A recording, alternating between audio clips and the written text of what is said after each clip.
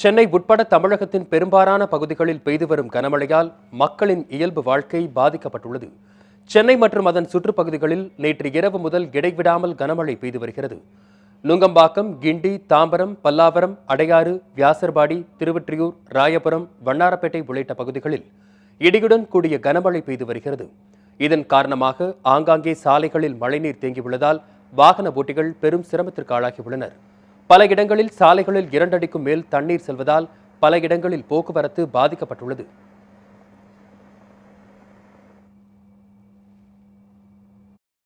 நேற்றுக்கு ஒரு நாள் மழை இல்லாமல் இருந்துச்சு. இன்றைக்கி விடிய காலிலிருந்தே மறுபடியும் மழை ஆரம்பிச்சிடுச்சு.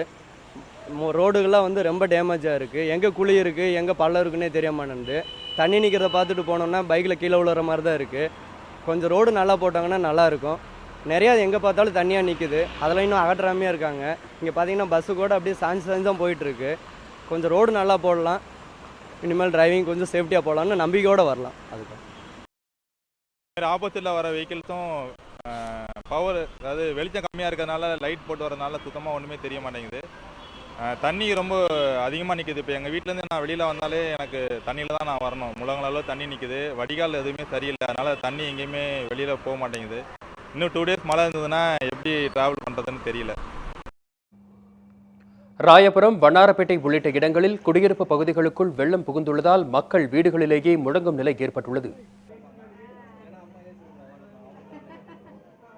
மக்கள் பாதிப்பு.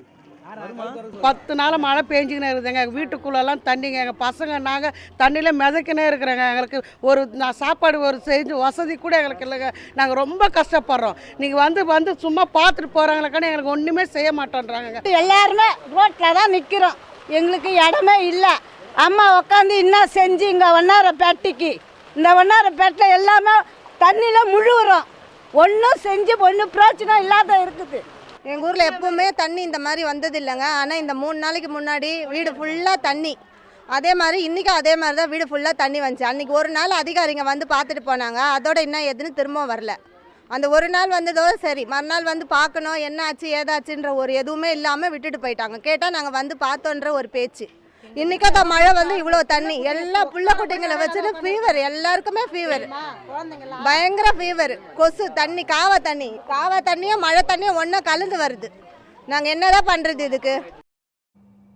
ஆங்காங்கே மின் இணைப்புகள் துண்டிக்கப்பட்டுள்ளதுடன் சாலைகளில் மரங்கள் வேரோடு சாய்ந்துள்ளன. அவற்றை அப்புறப்படுத்தும் பணியில் மாநகராட்சி ஊழியர்கள் ஈடுபட்டுள்ளனர். கனமழையால் அண்ணா மற்றும் பல்கலைக்கழக தேர்வுகள் ரத்து செய்யப்பட்டுள்ளன. தொடர் மழையால் புதுச்சேரியில் பள்ளி கல்லூரிகளுக்கு விடுமுறை அளிக்கப்பட்டுள்ளது.